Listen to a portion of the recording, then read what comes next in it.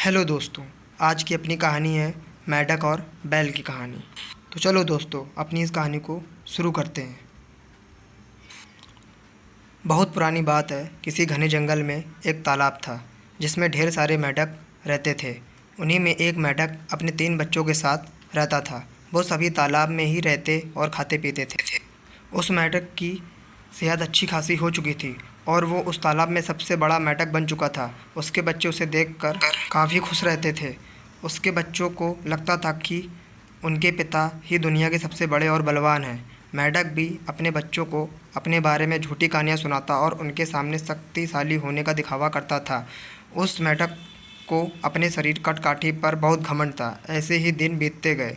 एक दिन मेंढक के बच्चे खेलते खेलते तालाब से बाहर चले गए। वो पास के एक गांव पहुंचे। वहां उन्होंने एक बैल को देखा और देखते ही उनकी आंखें खुली की खुली रह गईं। उन्होंने कभी इतना बड़ा जानवर नहीं देखा था। वो बैल को देखकर डर गए और बहुत ज़्यादा हैरान हो गए।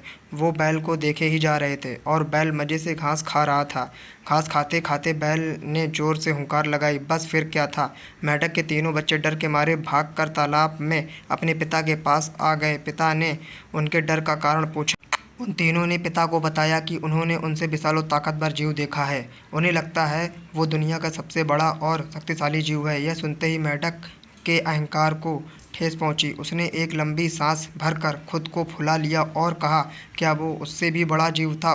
उसके बच्चे ने कहा, हाँ, वो तो आपसे भी बड़ा जीव था। मेंढक को गुस्सा आ गया। उसने और ज़्यादा सांस भरकर खुद को फुलाया और पूछा, क्या अब भी वह वो बड़ा था? बच्चे ने कहा, ये तो कुछ भी नहीं, वो तो आपसे कई गुना बड़ा था। मेंढक से यह सुना नहीं गया। वह सांस फुला फुलाकर खुद को गुब्बारे की तरह फुलाता चला गया। एक वक्त आया जब उसका शरीर पूरी तरह फूल गया और वो फट गया और अहंकार के चक्कर में अपनी जान से हाथ धो बैठा।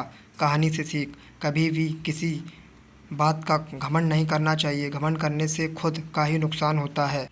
तो दोस्तों, हमें कभी घमंड नहीं करना चाहिए। अगर दोस्तों आपको मेरी कहानी अच्छी लगी हो तो आप मेरे चैनल को लाइक कीजिए एंड सब्सक्राइब कीजिए। थैंक